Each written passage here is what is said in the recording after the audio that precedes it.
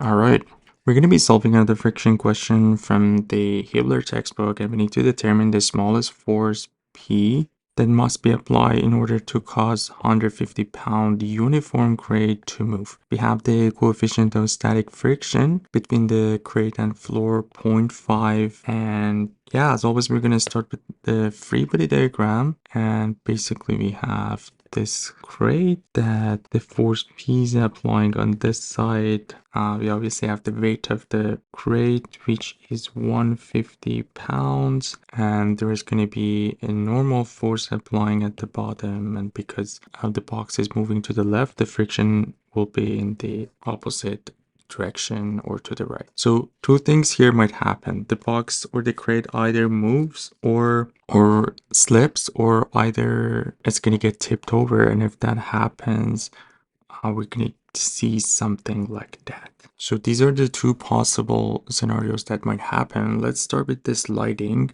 and we're going to assume that we are in equilibrium, and actually that equilibrium condition is going to give us the smallest force P that's going to move or slide the box. So again, we're going with the sliding assumption. We're going to have sum of all forces in x and y equals 0. Let's do the y first. So we have n minus 150 equals 0. So the normal force is going to be 150 pounds. And if we do sum of all forces in x equals 0, this is our positive y, and this is our positive x.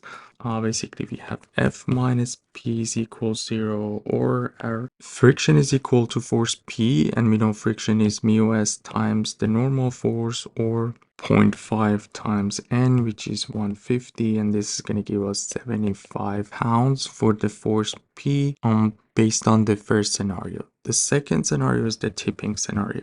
And what's going to happen, we basically will have the same situation. The only difference is that our normal force is going to shift to this point, and if we call this point O, in order to avoid the tipping, we have to have the moment about 0.00, and that way we can make sure that the crate is not tipping over. So for that case, again, if you just show the box, so we are at that moment that the crate is about to tip over. So F P, and we're gonna have the same weight, and this is the point that we called O.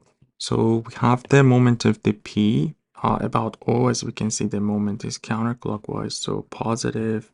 P, the distance, is going to be this distance here, which from the question, it's going to be 3 feet. And we have the moment of the weight, which is clockwise, so negative 150 times. We have a uniform crate, so the center of mass would be exactly at the center. So 2 divided by 2, 1 foot equals 0, and we're going to get P 50 pounds. So now we have two values for the P. From the tipping part, we have 50, and from the sliding part, we got 75. And obviously, we're going to go with the minimum one because that 75 pound in here from the slipping or sliding part is going to rotate the box, and it's going to get tipped over. So the final answer is going to be 50 pounds. And yeah, everything was clear. Let me know if you guys have any questions. You guys take care. I'll see you in the next video.